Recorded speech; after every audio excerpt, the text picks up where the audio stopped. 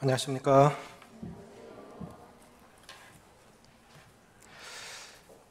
사람 욕심이 끝이 없어요. 코로나 처음 시작됐을 때 텅 빈 예배당에서 저희 부부 목양실에서 둘이 예배를 드렸는데 얼마나 성도들이 그립든지 갑자기 성도들 한 명도 없고 둘이 목양실에서 예배를 드리는데 성도들이 그립더라고요. 그나마 입으로 예배를 드리면서 이렇게라도 뵐 수 있어서 반갑습니다. 그런데 욕심이 또 나는 거는 저 마스크만 벗으면 웃는 얼굴들을 볼 수 있을 건데 참 요즘 여자분들이 마스크 써서 좋대요. 그러니까 화장을 안 해서. 근데 화장만 안 하니까 세수도 안 하더라고요. 저녁 때 한 번 하더라고. 웃는지 욕을 하는지 다 가려버리면 우리가 이 입을 볼 수 있다는 거예요. 웃는 얼굴을 사실 눈으로도 웃지만 입으로 웃잖아요, 그죠? 그게 얼마나 일상의 평범한 삶의 축복이었습니까? 그래도 이렇게 입으로나마 뵐 수 있어서 참 반갑습니다. 우리 성도님도 사랑합니다. 사무엘하 7장 보시겠습니다. 사무엘하 7장 18절.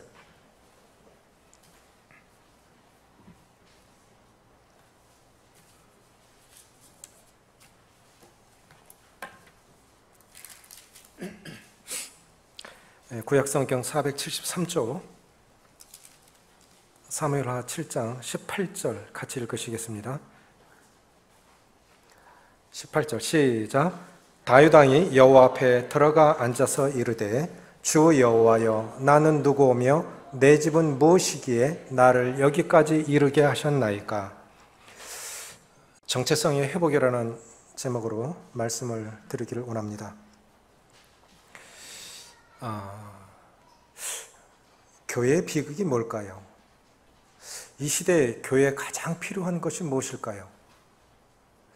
아이들한테 코로나 시작되고 나서 3달 정도 3월 초에 개학을 해야 되는데 지금 6월 아닙니까? 그래서 이제 아이들한테 친구 보고 싶지 않니? 학교 가고 싶지 않냐? 그렇게 물어보니까 안 가고 싶대요. 그래서 제가 느낀 것이 있어요. 우리가 한번 편해지기 시작하면 계속 더 편한 것을 추구하겠다. 점점 이렇게 편리한 것을 따라 살고자 하는 마음이 있을 것 같다라는 생각이 들었습니다. 자, 온라인으로 설교 듣죠? 온라인으로 헌금하죠? 교회 갈 일이 없어요. 헌신할 일이 없어요. 봉사할 일이 없어요. 만날 일이 없어요. 사람 만날 일이 없어요. 내 신앙은 내가 하는데 점점 편해지는데 굉장히 위험한 겁니다. 자, 반대로 생각해 보실까요? 그래도 직장 생활 다 하시죠? 물론 퇴임하신 분들도 계시지만 직장 생활 해요. 직장 생활은 교회 생활하는 것보다 훨씬 어렵습니다. 거기 거리를 둡니까? 그런데 우리는 직장 생활 정상적으로 하는데 교회 생활은 굉장히 조심한다고요. 물론 조심하는 것이 맞습니다. 거리도 두고 방역도 하고 정말 조심해야 돼요. 그런데 한번 잘 생각해 보십시오. 우리가 먹고 살기 위해서 직장 생활은 정말 열심히 해요. 출근해야 돼요. 그런데 신앙 생활은 코로나 핑계대고 조금 이렇게 미뤄지고 많이 느슨해진 느낌을 받습니다. 꼼꼼히 생각해보면 먹고 살기 위해서는 다 할 거 다 한다 이거죠. 근데 신앙생활은 안 그런 거예요. 이게 뭘까? 하나님이 원하시는 것일까? 그건 아닌 것 같아요. 이 교회의 비극은 코로나가 아닙니다. 교회의 비극은 코로나가 아닙니다. 교회의 비극은 뭐냐면 정체성의 붕괴입니다. 그것이 교회의 비극이에요. 그리고 이 시대에 교회가 회복해야 할 가장 중요한 것이 있다면 정체성의 확립입니다. 내가 누구냐, 우리는 누구냐 하는 거예요. 이것을 확실하게 심어주면 코로나 아니라 코로나 할아버지 와도 괜찮아요. 전쟁통에도 우리 공부했어요? 왜? 배워야 살 거다. 전쟁은 언젠가 끝날 거지만 배워야 살아야 돼. 그리고 가마떼기 놓고 땅바닥에 글씨 쓰고 전쟁통에도 가르쳤다고요. 교회가 지금 회복해야 할 것은 정체성의 확립입니다. 우리 자신들부터 교회다운 교회, 교회가 교회다운 교회, 그리스도인이 그리스도인다운 그리스도인이 되기 위해서 우리가 지금 회복해야 할 것은 정체성의 회복입니다. 정체성이 무엇입니까? 정체성이라고 하는 것은 내가 누구인지에 대한 자기 인식입니다. 내가 누구인지에 대한 자기 인식.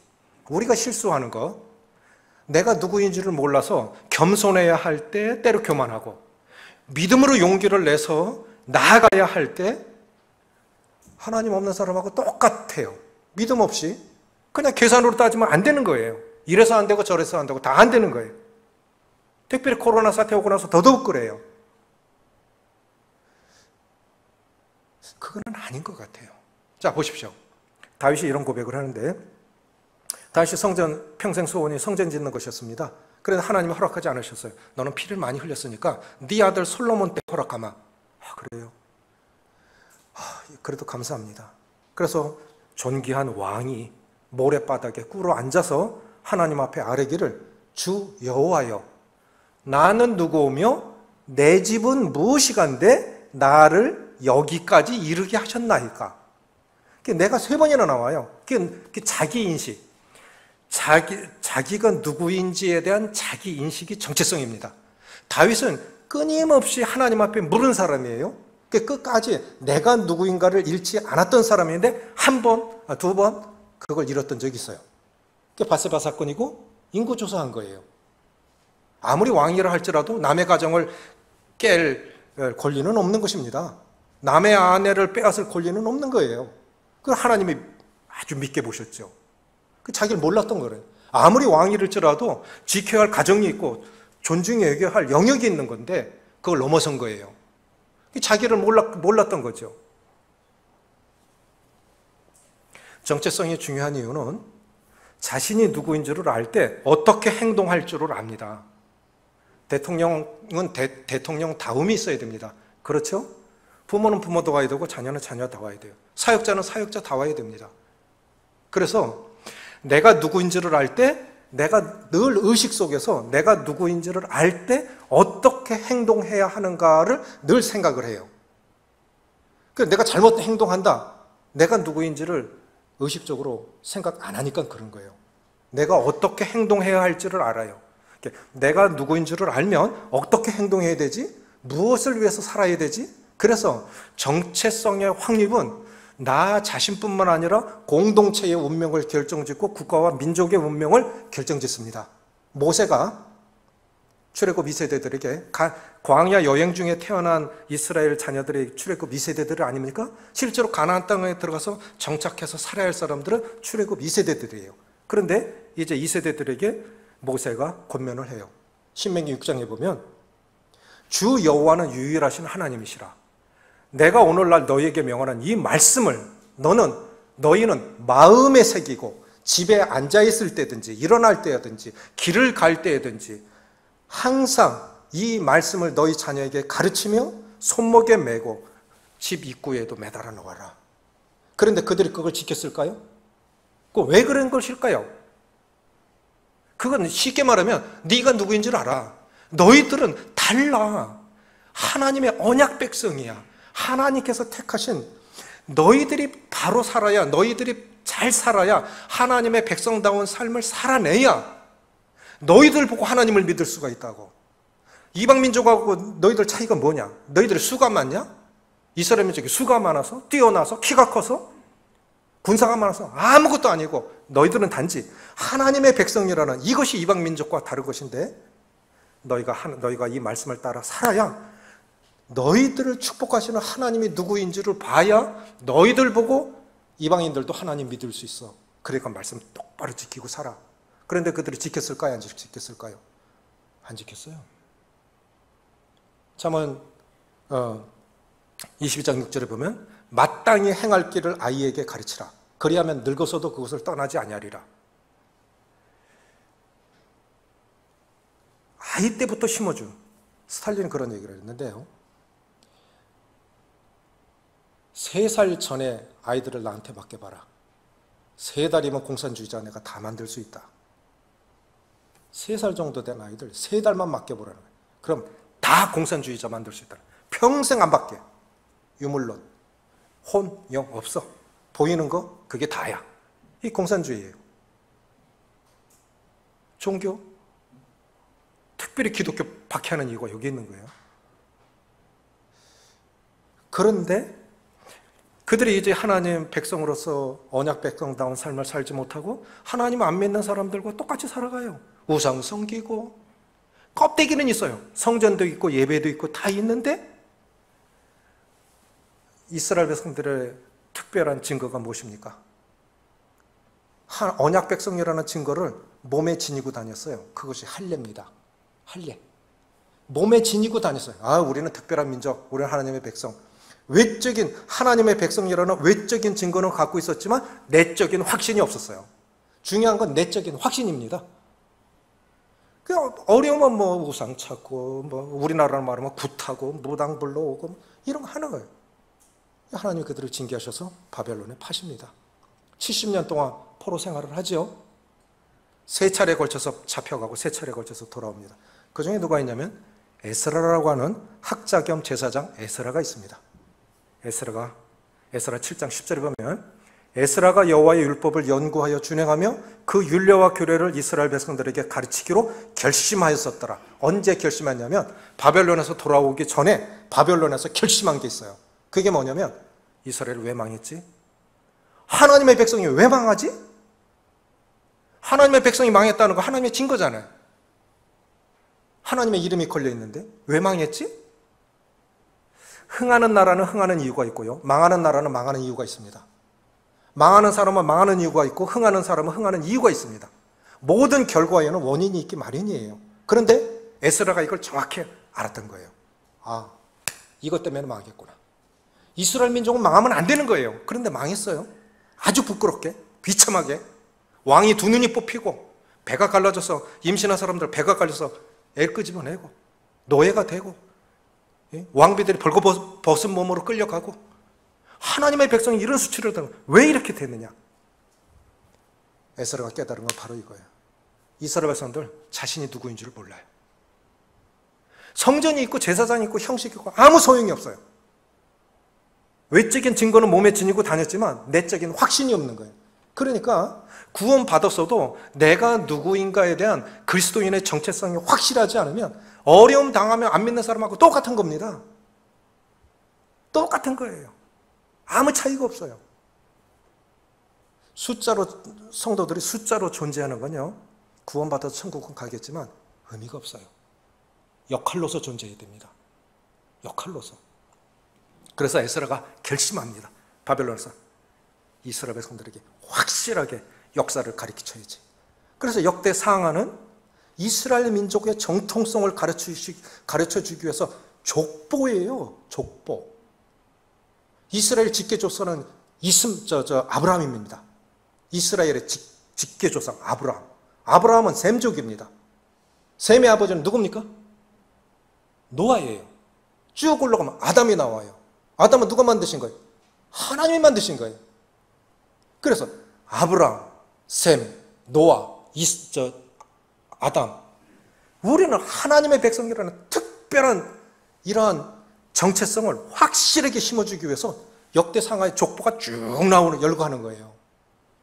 바벨론에서 돌아왔지만 바뀐 게 한 개도 없어요. 먹을 것도 없어요.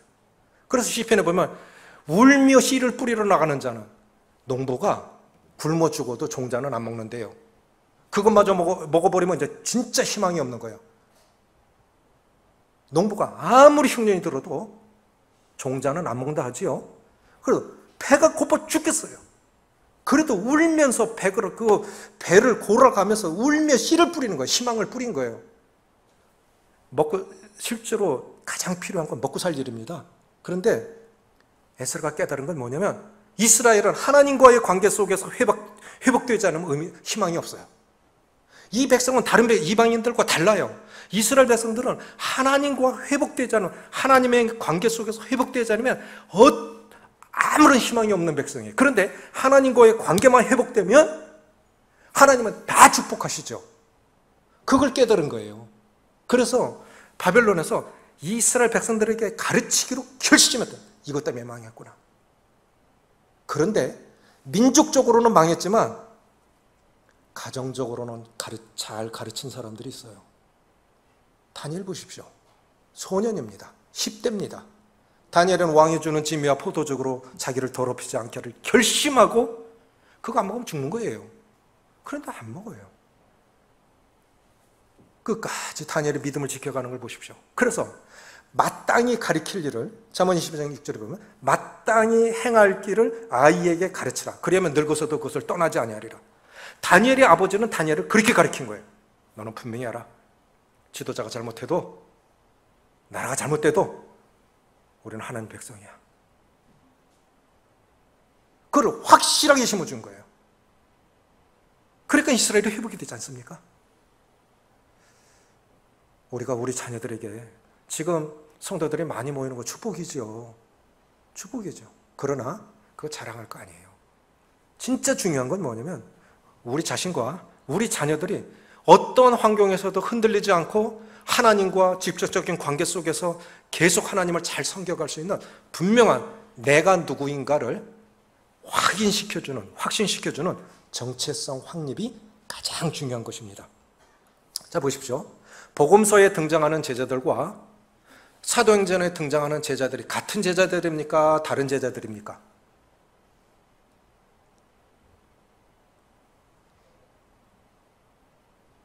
주님의 제자들 말이에요. 복음서에 등장하는 제자들은 유대인들이고 사도행전에 등장하는 제자들은 화성에서 왔습니까? 아니죠. 그 사람이 그 사람이죠. 그런데 너무 다르지 않습니까? 너무 달라요. 복음서에서는 주님 잡혀가는데 내빼고 도망가고 아니라 하고 주님 죽으시는데 아무도 없어. 요한 하나 있고 다 내빼버려. 주님 죽는 데까지 따라간대. 우리는 내가 그 일을 안 당하면 말 잘해요. 남 판단 잘해요. 내가 당해봐요. 안 당해봐서 큰 소리 칩니다. 안 당해봐서. 어떤 상황에서도 흔들리지 않고 주님을 따라갈 수 있는 비결은 정체성의 확신이에요. 주님의 제자들이 오순절 성령 이후에 자신이 누군 줄을 알았어요. 우리는 그리스도의 증인들. 우리는 그리스도의 증인들. 그걸 알았기 때문에 그런 능력의 삶을 살아갔다고 생각이 되지는데, 그러면 내 정체성을 한번 진단해 보자는 겁니다. 내 정체성. 나는 지금 바른 정체성을 갖고 살아가고 있냐? 세 가지로 볼 수 있어야 돼요. 첫째는 세상이 바라보는 나. 세상은 나를 그리스도인으로 생각할까? 나를 교회 지도자로, 사역자로 생각할까? 우리 라인에 목사님 계셔. 물론 그런 분들 계세요. 천주교 다니시는 분인데 목사님이 잘 가십시오. 이러고 하여간 꼬박꼬박 나보다 나이도 많은데 얼마나 인사를 잘하는지. 내 아파트에, 내 라인에, 내 교회 다니는 거 압니까? 세상이 바라보는 나는 어떻습니까? 사도행전 11장에 보면 바울과 바나바가 둘이 1년간 모여서 큰 무리를 가르쳤고 그들이 비로소 안디옥에서 그리스도인이라 일컬음을 받았더라. 그리스도인이라. 그때 처음으로 그리스도인이라는 호칭으로 불려진 거예요. 그리스도인이 무엇이겠습니까? 그리스도인, 그리스도 플러스 사람인. 그러니까 그리스도인이라고 하는 것은 그리스도께 속한 사람, 그리스도께 속한 사람, 그리스도를 증거하는 사람, 그리스도를 따르는 사람, 이 뜻이에요. 우리는 그리스도께 속한 사람이에요. 그러니까 그리스도께서 하신 말씀대로 다 가야 되는 거예요. 그리스도께 속한 사람, 그리스도를 따르는 사람, 그리스도를 증거하는 사람. 그럴 것 같으면 코로나가 아니라 코로나 할아버지가 와도 우리 그리스도를 증거하는 사람을 살아야 되는 것입니다. 맞습니까?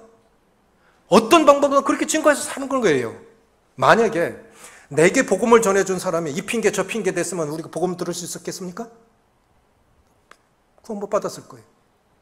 나에게 복음을 전해준 사람이 만약에 그런 핑계거리 찾고 그렇게 현상에 따라 상황에 따라 그런 사람이었을 것 같으면 나 복음 못 들었을 거예요. 구원 못 받았을 거예요. 핑계는 얼마든지 있습니다. 세상이 바라보는 나는 어떤 사람인가를 생각해 봐야 됩니다. 또 두 번째는 뭐냐면 나 자신은 나를 어떻게 바라보고 있습니까? 다윗은 그걸 잊지 않았던 것 같아요. 나는 누구오며 내 집은 무엇이간데 여기까지 이르게 하셨나이까. 바울을 생각해 보면 정말 훌륭한 분입니다. 이삭이 익어갈수록 머리를 숙인다고요. 빈 달구지가 소리가 더 난다고요. 정말 익어갈수록 소리가 적어요. 그리고 익어갈수록 이해력이 높아집니다. 이 형편, 저 형편, 이 형편, 저 형편이 다 이해가 가능해요. 그 성숙한 사람이죠. 그런데 바울을 보면은 말년에 내가 죄인의 괴순이라. 죄인 중에서도 우두머리, 괴물, 죄인 중에서도 가장 큰 죄인이라는 거예요. 자신의 죄성을 바라보니까. 또 뭐라 그러냐면 나는 만삭되어 태어나지 못한 자. 그러니까 10달 다 못 채우고 태어난 자. 그걸 뭐냐면 모자라는 사람. 이 뜻이에요. 그럼 우리 그렇게 생각 잘 안 해요. 난 나보다 잘났어. 그러니까 쉽게 판단해. 쉽게 정지해. 그것도 못해? 왜 저래? 그거 보면 바울과 정반대의 삶을 사는 거예요. 왜 그래? 자기를 모르니까. 바울은 점점 보니까 하나님 앞에서 보니까 어떻게 내가 구원받을 수 있었지? 나 같은 사람이 어떻게 구원받을 수 있었지? 나는 정말 모자라는 사람이잖아. 이것도 모자르고 저것도 모자르고. 그런데 이런 나 같은 사람이 어떻게 하나님의 영광스러운 복음을 전하는 일꾼이 됐지? 이건 안 맞잖아. 그렇게 되져야 정상이 아니겠습니까? 세 번째, 하나님께서 나를 어떻게 보실까? 요한계시록 4장에 보니까 라오디게아 교회를 진단하시는데 나는 부자라 부유하여 부족한 것이 없다 했는데 하나님은 라오디게아 성도들에게 내 벌거벗은 것과 내 눈먼 것을 봐라. 우리는 정말 영적으로 헐벗었는데 벌거벗었는데 자신은 못 보는 거예요. 자, 생각해 보십시오. 세상이 나를 보는 나, 내가 바라보는 나, 하나님께서 나를 보실 때 어떻게 볼까? 이 세 가지 관점에 간극이 큰 것 같다. 그렇게 생각이 되신다면 정체성을 이것이 정체성이 회복받아야 할 이유입니다. 무슨 말씀이신지 아시죠? 세상 사람들이 나를 어떻게 볼까? 나는 정말 어떤 사람일까? 하나님은 나를 어떻게 보실까? 특별히 말씀 전하는 사람이 전에도 한번 일부 시간에 말씀을 드렸는데 제가 말씀 준비하면서 설교를 몇 번 바꿀 때가 있어요. 바로 하루 전날도 끙끙거릴 때가 있어요. 왜냐하면 자신이 없어요. 이 말씀 전할 자신이 없어요.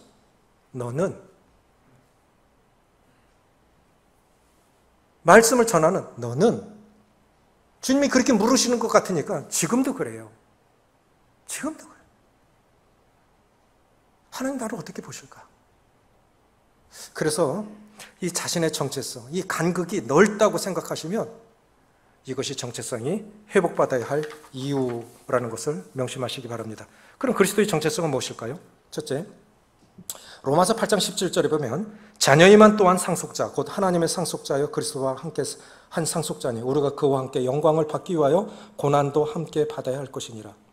대부분의 그리스도인들이 갈등을 겪는 이유는 자신이 누구인 줄을 몰라서 정체성의 혼란 때문에 그렇습니다. 쉽게 말하면 이렇습니다. 세상으로 가도 세상 사람 못 됩니다. 그렇다고 교회 안에 들어와서도 아주 깊숙이 들어오고 싶지도 않아요. 그럴 수 있죠. 그럴 때 있죠. 우리 거듭난 그리스도인들 세상에 내보내봐요. 진짜 세상 사람들처럼 됩니까? 예수 믿기 이전 사람 됩니까? 안 돼요. 혹 술을 마시고 춤을 춰도 안 믿는 사람처럼 못 된다고요. 그럼 교회 안에서는 또 어떨까?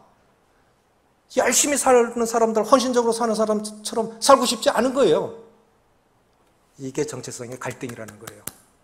이게 불행하다는 거예요. 이게 구원받아서 불행한 거예요. 그게 구원받아서 세상 사람도 못 되고, 그렇다고 교회 안 와서도 그렇게 살고 싶지도 않고, 이것이 불행한 거예요. 우리는 자녀이면 또한 상속자, 하나님의 상속, 하나님의 나라를 상속할 그런 하나님의 자녀들인데, 우리의 정체성은 살아있는 정체성이 되어야 됩니다. 머리로만 아는 정체성은 사실은 죽은 정체성이에요. 살아있는 정체성은 내 삶이 영생의 삶이고 능력의 삶이고 기쁨의 삶이어야 돼요. 불편하지만 저는 참 감사해요. 텅 빈 예배당에서 우리 또 영원 형제님은 9년이라고 오지도 못하시고 부대가 섣버리니까 정경재 저 안에 들어있고, 집사람 혼자 있으니 차라리 없는 게 낫다 그러고 저를 들어가라 하고, 텅 빈 예배당에서 혼자 설교하면요, 어쩌다 이런 일이. 그래도 입으로 서로 만날 일 없죠. 일부 성도들하고 잘 못 만나죠. 아유, 이렇게도 모인 게 얼마나 감사합니까? 숨통이라도 튀었잖아요. 감사하셔야 돼요. 우리 자녀, 하나님의 자녀들이라는 이런 확실한 정체성을 가지고 사셨으면 좋겠어요. 그리스도인들은 두 가지를 명심하셔야 됩니다. 두 가지를 명심하셔야 됩니다. 첫 번째는 뭐냐면, 우리 아버지 하나님은, 우리를 자녀 삼으신 우리 아버지 하나님은 천지 만물을 창조하신 전지전능하신 하나님이라는 사실을 늘 기억하셔야 돼요. 근데 이렇게 생각할 수 있어요. 전지전능하시다며. 근데 나는 왜 아픈데? 나는 왜 가난한데? 물을 수 있어요. 그렇죠? 우리 다 하나님 하시는 일을 다 이해할 수 없습니다. 그 속에 하나님의 뜻이 있어요. 그 모든 것을 허락하신 하나님의 뜻 안에 우리가 있어요. 또 하나, 그래서 천지 만물을 창조하시고 주관하시는 전지전능하신 하나님이 우리 아버지 하나님이시라는 사실. 두 번째는 뭐냐면, 우리 아버지 하나님은 우리를 무한히 사랑하시고 변함없이 우리를 사랑하시는 아버지라는 사실입니다. 이 두 가지 사실을 절대로 잊지 마십시오. 이것이 왜 중요한지 아십니까? 아버지, 우리 참 사랑하셔. 우리 아버지 참 좋아. 근데 능력이 없어. 때거리 떨어져도 돈을 벌어 와야 말이지. 사람만 좋지. 가족들을 쫄쫄이 굶고 있는데 마음만 좋아. 그러면 그것이 축복이 될 수 없습니다. 맞습니까? 우리 아버지가 사랑이 많으셔. 근데 능력이 없다. 그거 축복이 될 수가 없어요. 그런데 우리 아버지 하나님 참 능력이 있으셔. 근데 사랑이 없어. 그것도 축복이 안 됩니다. 맞습니까? 그래서 하나님의 큰 두 속성을 압축하면 두 가지예요. 하나님은 전지전능하시다. 우리 아버지 하나님은 내가 이해가 가지 않을지라도 우리 아버지 하나님은 전지전능하신 분이시고, 두 번째는 우리 아버지 하나님은 우리 육신의 아버지하고 달라요. 변함없이 사랑하시고 무한히 사랑하시는 하나님이십니다. 그 하나님이 우리 아버지 하나님이십니다. 아멘이십니까? 이것이 우리의 정체성입니다. 우리 전날에는 마귀 자식이었잖아요. 죄의 종로로 타고, 그리고 우리 지옥으로 끌고 갈 마귀 자식이었는데 이제 우리가 하나님의 자녀가 됐다고 하는 거 얼마나 큰 축복이고 놀라운 은혜입니까? 두 번째는 뭐냐면 세상 속에서의 실제적 정체성입니다. 너희는 세상의 소금이니 너희는 세상의 빛이라. 자유를 말하면 책임도 말해야 돼요. 지금은 잘못됐어요. 책임은 없고 자유만 외쳐요. 잘못 가는 거예요. 하나님께서 이스라엘 백성들을 징계하신 이유가 무엇인지 아십니까? 이스라엘 백성들은 특권은 알았어요. 사명을 몰랐어요. 사명을 몰랐어요. 그래서 자유를 말하면 책임을 말해야 하는 것처럼 특권과 책임은 같이 오는 것입니다. 같이 있는 것입니다. 너희는 세상의 소금이요 세상의 빛이니. 성경 다음으로 많이 팔리는 책이 무엇일까요? 지구상에서 가장 많이 팔리는 책이 지금도 성경이죠? 성경 다음으로 많이 팔리는 책이 무엇일까요?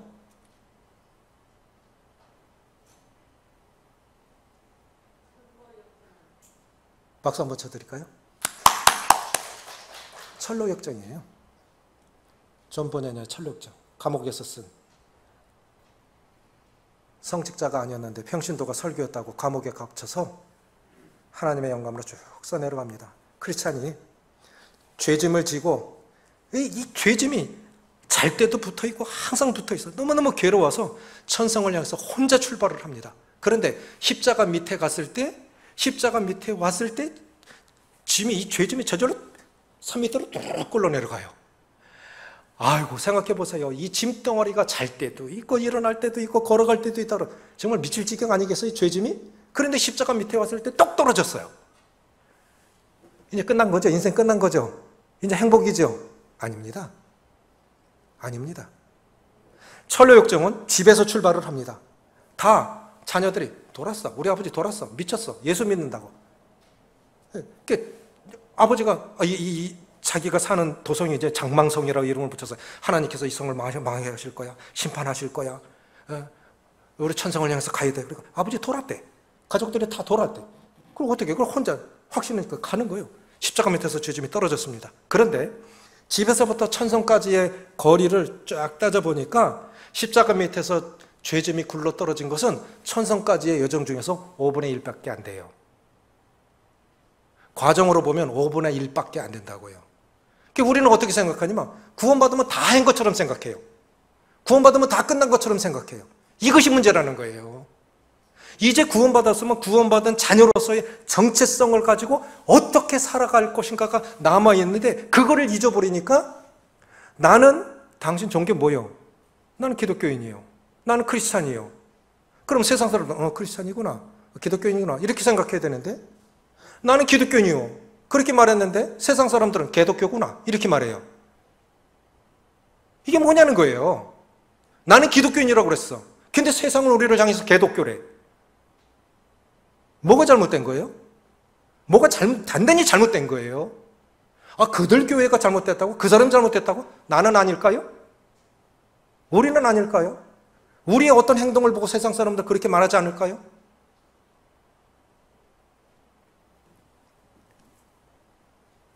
어떤 연관된 일로 인해서 누구누구를 아십니까? 물었을 때 그 사람 교회 다녀요?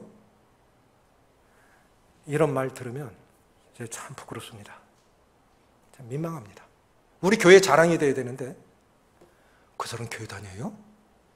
이 말은 교회 다니는 사람이 어떻게 그렇게 그러는 거예요.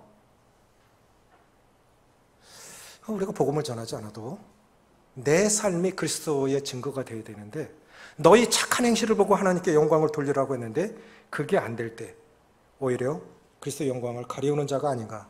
그래서 구원 이후에 성화의 더 큰 성화의 삶이 남아 있습니다. 우리 그걸 때때로 이루어요. 내 정체성이 내가 누구인가를 모르기 때문에 더 거룩한 삶, 성화의 삶을 잊어버리니까 그렇게 그리스도가 나타나지 않는다고 생각이 되집니다. 그러면 어떻게 하면 이 정체성을 회복받을 수 있을까요? 자찬습니다. 에스더서에 보면 모르드게가 성문에 앉아 있는데 하만이 굉장히 주의가 높아져가지고 하만에게 다 절을 했어야 됐어요. 근데 모르드게만 절하지도 않고 무릎 꿇지도 않고 거기다가 뭐라 그러냐면 자신은 유대인이래. 아, 요거 봐라. 싸가지 없이 절하지 않는 것도 괘씸해 죽겠는데 뭐? 네가 유대인이라고? 네가 유대인이라고? 유대인 다 죽여. 이렇게 된 거예요. 자, 세상에서 우리가 그리스도인이라 나는 크리스찬입니다. 나는 거듭난 크리스찬입니다. 이렇게 말하면 세상에서 살아가기 많이 불편합니다. 실제로 불편합니다. 어렵습니다. 더 조심해야 되고 손해 많이 봐야 됩니다. 각오하셔야 됩니다. 맞습니까? 근데 그거 당연한 거 아니겠어요? 보라, 아버지께서 어떠한 사랑을 우리에게 주사 하나님의 자녀라 일컬음을 얻게 하셨는고 세상이 우리를 알지 못하면 그를 알지 못함이라. 세상이 우리를 모른다는 건 우리 속에 있는 그리스도를 모르는 거죠. 당연하죠. 우리는 예수님을 믿었기 때문에 예수님 말하면 다 알지만 그들을 예수님 모르잖아요. 세상이 우리를 모르면 그를, 우리 속에 있는 그리스도를 모르는 거예요. 신앙은 저는 두 복으로 결정난다고 믿습니다. 따라해 보십시오. 굴복하느냐, 극복하느냐. 저는 이 신앙이 두 가지로 결정난다고 봐요. 그거 조그만 알량한 욕심, 그거 하려고 그러면 이제 그래서 기독교가 개독교 소리 듣는 거예요. 왜? 기독교에 대한 기대가 있어요. 하나님 믿는 사람에 대한 우리가 완벽하게 살지 못할지라도 이분 보니까 다른 교회 사람하고는 달라. 우리가 그렇게 살아야 되지 않겠습니까? 우리가 비록 부족할지라도 비록 지금 이 시대가 그럴지라도 이분들 보니까 다른 교회 사람들하고 달라. 그래야 되지 않겠습니까? 모르드게가 목숨 걸고 지키고 싶어 했던 것은 유대 민족의 자부심이에요. 난 하나님 믿는 사람이야. 죽어도 너한테 무릎 못 꿇어. 하만은 육신을 상징하죠. 난 너한테 무릎 못 꿇어. 그러면 하만이 목숨 걸고 지키고자 했던 그것이 모르드게가 목숨 걸고 지키고자 했던 것이 영적 자부심이었다면 우리도 동일하게 내가 이 신앙인으로서 양심으로 이건 지켜야지. 내가 손해 갈지라도 이건 지켜야지. 이것이 영적인 자부심이고 이것이 그리스도인의 정체성이 확립될 때 이게 가능한 거예요. 그렇처럼 이거 극복 못해요. 우린 다 약합니다. 우리 유혹에도 약하고 시험에도 약합니다. 이거 극복 못한다고요. 난 그리스도인이야. 내가 비록 약하지만 난 최소한 이 양심은 지키고 싶어. 내가 걸어놓은 선이 있다고요. 이 선, 이 정도까지는 내가 그래도 하나님 앞에서 이 정도 선은 지키고 싶어. 양심의 선. 그렇게 할 때 하나님 그 이상으로 축복하시는 거예요. 좀 많이 봐요. 축복하신다고, 희한하게 축복하신다고. 손해보게 안 하시는 하나님을 믿습니다. 이 다니엘이 조서에 왕 외에 다른 신에게 기도하면 사자굴에 집어넣는다는 어인이 찍힌 걸 알고도 윗방에 올라가서, 밑에서만 안 보였을 건데 윗방에 올라가서 창문 열어놓고 기도하지 않습니까? 습관을 일컬어서 제2의 천성이라고 그래요. 뭐라고요? 제2의 천성. 우리는 부모로부터 천성 가지고 태어났습니다. 그런데 습관은 후천적으로 만들어가는 것입니다. 습관을 가리켜 제2의 천성이라고 그래요. 그럼 다니엘의 습관은 뭘까요? 따라 해보십시오. 감사 습관, 기도 습관. 그 상황에서도 감사했습니다. 지금 감사하지 못하면 더 좋은 조건 속에서도 감사하지 못합니다. 그런데 저는 감사가 기적을 가져온다고 믿습니다. 많이 감사하십시오. 감사가 기적을 가져옵니다. 다니엘의 습관은 감사의 습관이고 기도의 습관이에요. 그러니까 그 가운데서 구원해 내셔서 다니엘의 하나님에 대해서 함부로 말하면 그 목을 메고 또 이 들보를 빼내고 거름더미를 삼고 이렇게 하시잖아요. 자기 믿음 지켰는데 왕이 다니엘의 하나님을 드러내시지 않습니까? 하나님 그런 하나님이세요. 그거를 경험해보면 점점 내가 누구인가 하나님 앞에서 그거 경험하고 더 크게 살 것인데, 더 깊고 큰 삶을 살 것인데 그걸 경험 못하니까 자꾸 인간적인 꾀로 살아가려고 하는 거예요. 두 번째는 뭐냐면 복음의 일에 협력하는 거예요. 그래서 정체성의 회복은 하나님의 백성으로서의 영적 자부심을 회복하는 거예요. 모르드게가 목숨 걸고 지키고자 했던 것, 내가 지켜야 할 것입니다. 두 번째는 뭐냐면 이 복음의 열정을 회복하는 것입니다. 방역에 집중하는 사이에 영적인 나태가 왔어요. 영적인 침체가 왔습니다. 회복하는 데 상당히 시간이 걸릴 거라고 저는 믿습니다. 많이 느슨해졌어요. 이제 조금 꼼짝거리는 것도 싫고요. 밥 한 끼 대접하는 것도 싫고요. 다 싫은 거예요. 온라인으로 설교 들죠. 온라인으로 헌금하지요. 그냥 그게 좋은 거예요. 그 좋은 거 아닙니다. 그 좋은 거 아닙니다. 이 정상이 아닙니다. 우린 구원의 기쁨이 있고요. 성장의 기쁨이 있고 헌신의 기쁨이 있는 것입니다. 섬기면 성금의 기쁨이 있는 것입니다. 내 편하자고 그거 진짜 기쁨가 아닌 길. 섬겨보세요. 예수님이 이런 교수 좋아하는데 이런 교수가 그런 말 했어요. 슬픔의 사람, 행복한 사람, 예수. 그렇게 얘기했어요. 예수님은 슬픔의 사람이었어요. 세상의 사람. 슬픔의 사람이었어요. 고생의 사람이었어요. 그런데 행복한 사람. 주님이 제일 행복하셨대요. 이런 교수가 예수님 믿고 느낀 게 그거예요. 이 지구상에서 가장 행복한 사람이 있다면 예수님이었을 거다. 예수님이 우리 구원해 주셨으니까. 구원하신 분이 더 기쁜 거예요. 구원받은 우리보다 구원하신 분이 더 기쁜 거예요. 실제로 성경 보면요, 섬기는 사람이 더 기쁩니다. 받는 고마움, 주는 기쁨. 자, 그럼 우리가 어떻게 이 영적 열정을 회복할 수 있겠습니까? 사도 바울이 아그리빠 왕 앞에서, 아그리빠 왕에서 재판받으면 이제 죽으러 가는 거예요. 그럼 그 순간에 지금 가장 시급한 건 살 생각해야 돼요. 그 재판받고 이제 죽으러 가야 되는데, 살 생각해야 되는데, 사도 바울이 어떻게 해야 되냐면, 지금 결박된 것, 죄수니까 결박된 것 외에는 당신들도 나같이 똑같이 됐으면 좋겠습니다. 이 결박된 것 빼고 당신들도 나와 다 똑같이 됐으면 좋겠습니다. 당신도 예수 믿으시오? 그것이 바울이었어요.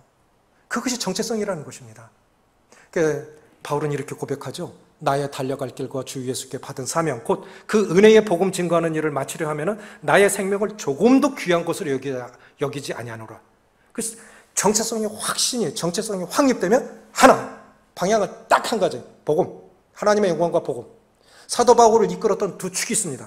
먹든지 마시든지 무엇이든지 하나님의 영광을. 나 어떻게 되는 거 괜찮아. 교회만 잘 되면 돼.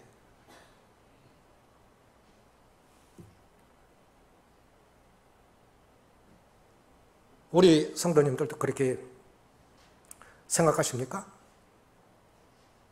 교회만 잘 되면 돼. 성도들만 행복하면 돼. 그게 주님이 기뻐하시는 거 아닐까요? 그리고 복음이 전해질 수만 있다면 내가 뭘 못하겠어? 복음이 전해질 수만 있다. 그것이 바른 정체성이라는 거예요. 그런 바른 정체성이 있으면 코로나가 아니라 코로나 할아버지 와도 얼마든지 복음 전할 수 있습니다. 식사 함께 할까요? 지금? 그러면 적당한 때. 어떤 방법 원하십니까? 야외에서 불고기 구워 먹는 게 괜찮아요. 그렇게 해드릴게요. 우리가 환경이 문제가 아니라, 상황이 문제 아니라 내가 하나님 앞에서 누구냐가 문제예요. 정체성이 확립이 안 됐으니까, 이게 흔들리니까 문제가 되는 겁니다. 상황이 어려우면 어떻습니까? 그 어려운 가운데서, 불편함은 어떻습니까? 불편한 가운데서 감사할 수 있고 주님 전할 수 있는 것이죠. 잘들 하고 계시지만 다윗이 고백한 것처럼 주 여호와여, 나는 누구 오며 내 집은 무엇이간데 나를 여기까지 이르게 하셨습니까? 하나님 앞에서 자신에 대한 인식, 자기 가문에 대한 인식, 축복에 대한 인식, 이것이 정체성이에요. 이거 한번 생각해 보시면서 우리를 새롭게 하셨으면 좋겠습니다. 그래서 다시 한번 복음의 열정을 불태워서, 한 달 전에 지역교회 성도들 이렇게 쭉 안부를 묻는데 한 달 전에 어느 지역교회에서 복음 집회를 했대요. 그래서 구도자가 어떠냐 그랬더니 30명이나 왔는데요. 어느 교회 안부 전화를 드렸어요. 코로나 터지고 나서 한 번도 그러지 않고 예배 다 드렸다 그러더라고요. 그렇게 하라는 건 아니에요. 그렇게 하라는 건 아니지만 뭐냐는 이 핑계 저 핑계 대고 그 환경이 문제가 아니에요. 정체성이 문제입니다. 정체성이 문제입니다. 하나님 앞에 끝까지 바른 정체성을 가지고 사시다가 예수님 때문에 행복했노라고 고백하고 그렇게 행복하고 감사하는 삶을 사는 나를 보고 우리의 가족도 우리의 이웃도 하나님을 믿는 은혜가 임했으면 좋겠습니다. 기도하시겠습니다. 우리가 바벨론의 여러 강변 거기에 앉아서 시온을 기억하며 울었도다. 우리가 이방 땅에서 어찌 여호와의 노래를 부를까? 예루살렘아, 내가 너를 잊을진데 내 오른손이 그의 재주를 잊을지로다. 한국교회를 대표하는 어느 목사님이 소천하셨을 때 생을 함께 하셨던 사모님이 저에게 이렇게 좋은 남편을 주셨는데 매일 불평하였던 것을 회개합니다 라는 기도를 하였다고 합니다. 유대 백성들이 나라를 빼앗기고 이방인의 포로로 잡혀가고 나서야 비로소 성전에서 하나님의 찬양하고 경배드리던 시절이 얼마나 행복했던 것이었음을 뒤늦게 깨달았던 것처럼 우리는 때때로 소중한 것을 잃어버리고 나서야 비로소 그 가치를 깨닫는 경우가 얼마나 많은지요. 망할 인생 구원하사 영광스러운 하나님의 자녀 삼으시고 영원히 변치 않는 하늘 소망을 은혜로 주셨는데 때로 우리는 우리 자신이 누구인지를 몰라 겸손해야 할 때 교만하고 주님을 힘입어 용기를 내야 할 때 낙심하고 좌절함으로 복음의 사명자로 살기보다는 걱정 근심에 짓눌려 살 때가 얼마나 많았는가 생각해 보게 됩니다. 바라옵기는 이제 이후로 우리의 삶이 어떠한 상황 속에서도 절대로 흔들리지 않는 하나님의 자녀로서의 분명한 정체성을 가지고 어느 곳에서든 하나님의 영광 드러내는 삶이 되게 하시고 복음의 증인으로서의 삶이 되게 하시기를 소원합니다. 그리하여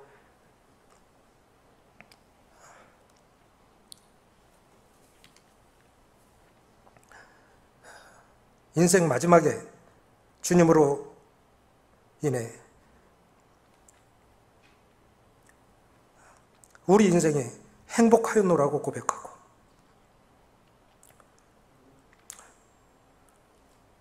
내 삶을 지켜본 가족들도 이웃들도 우리의 모습을 보고 하나님을 알아가는 찬양하는 은혜가 임하기를 간구합니다. 우리 주 예수 그리스도의 이름으로 기도합니다.